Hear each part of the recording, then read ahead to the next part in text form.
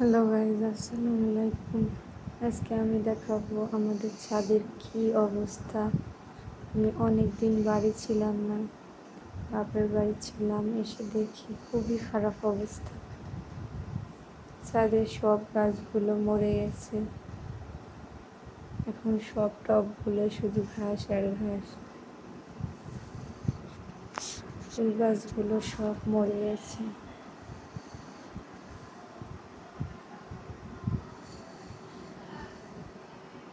খুবই খারাপ অবস্থা।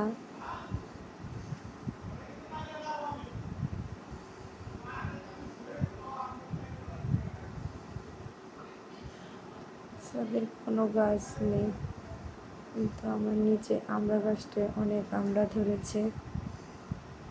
কয়েকদিন আগে আমরা গাছ থেকে আমড়া করে মাখিয়েছি, এখনো অনেক আমড়া আছে গাছে।